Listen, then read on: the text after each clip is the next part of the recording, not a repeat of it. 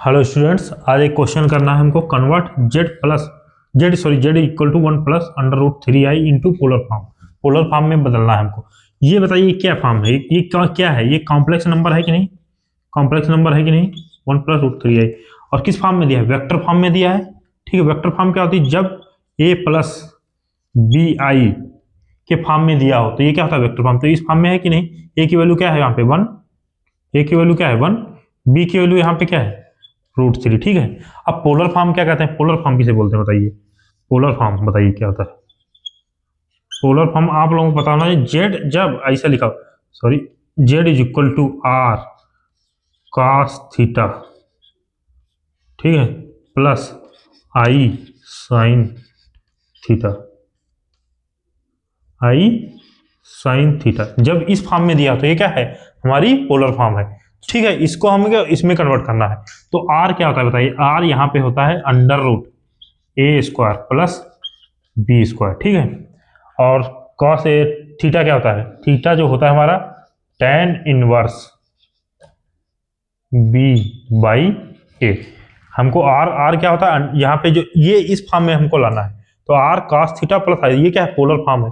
तो आर की वैल्यू क्या है, under root A square plus B square होती है। थीटा की वैल्यू क्या थी, tan इनवर्स बी बाई ए।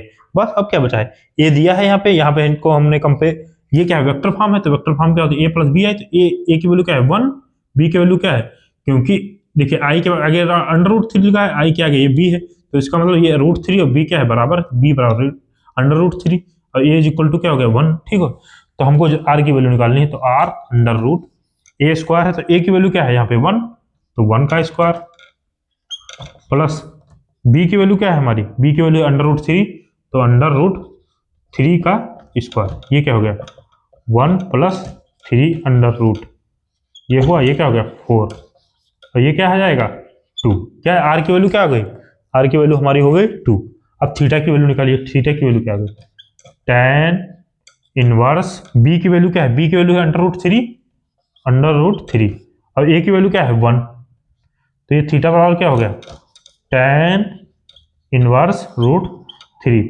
आप बताइए tan इनवर्स अंडर रूट 3 कितना होता है 60 डिग्री। 60 डिग्री को हम क्या लिखते हैं पाई बाई 3, क्या लिख सकते हैं पाई बाई 3। तो आर की वैल्यू आ गई, आर की वैल्यू 2 आ गई, थीटा की वैल्यू क्या आ गई 60 डिग्री या पाई बाई 3।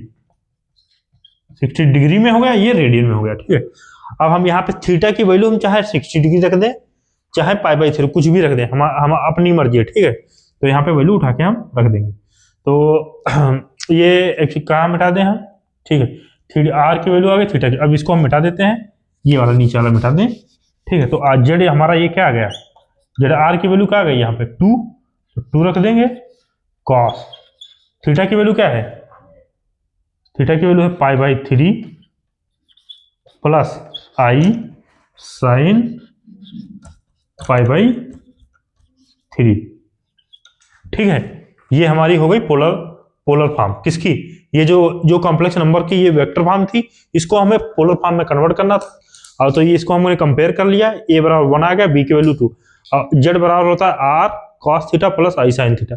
ठीक है, तो ये है पोलर फॉर्म। और आर की वैल्यू क्या होती है, आर की वैल्यू होती है, आर की वैल्यू यहाँ पे लिख देते, आर की वैल्यू क्या होती है under root A square plus B square. तो ये वाला फार्मूला हमने लगाया, यहाँ पे आर की वैल्यू आ गई। थीटा क्या होता है, थीटा की वैल्यू होती है tan इनवर्स बी बाई ए, तो बी ये रख दिया अंडर रूट 3, यहाँ पे करके हमारा थीटा वैल्यू क्या आ गया 60 डिग्री।